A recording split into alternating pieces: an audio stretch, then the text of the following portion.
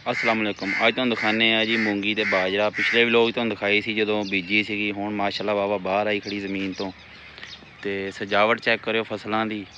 जे पसंद आवे like comment जरूर कर दो, तो मेरे चैनल भी सबसक्राइब कर दो। जी बाजरा अपना 2 क्यारे बीजिया सीगा।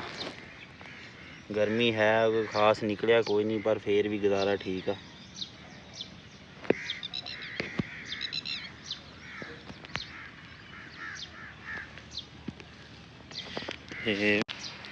जी मूंगी आ माशाअल्लाह।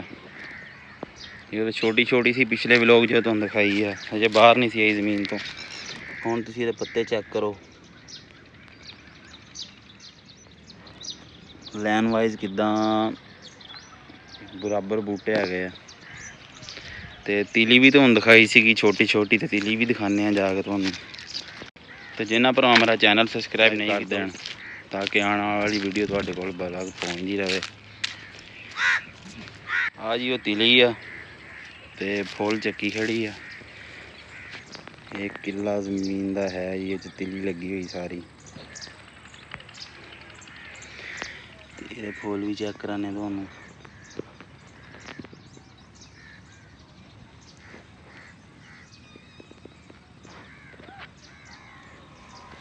ते आ बाग च लाया सीगा सदाबहार घाह, ये देख लो।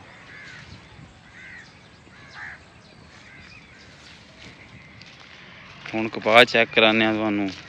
कमेंट करके दस्सिओ कि तुहाडे हल भी कपाह की फसल इदां दी है कि माड़ी आ, जां साडे हल फसल माड़ी आ।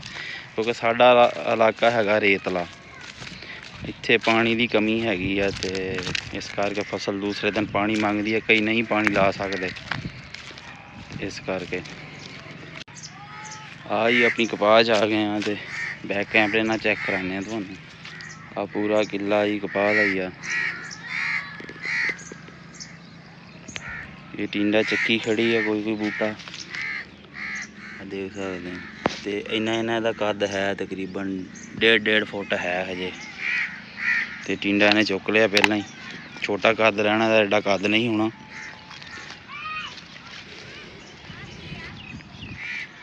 कमेंट करके दस्सिओ किदां दा लग्गा व्लॉग तुहानूं। जे व्लॉग पसंद आवे तो लाइक कमेंट शेयर कर दिओ जरूर, ते ताकि आने वाली वीडियो तुहाडे कोल पहुँचती रहे।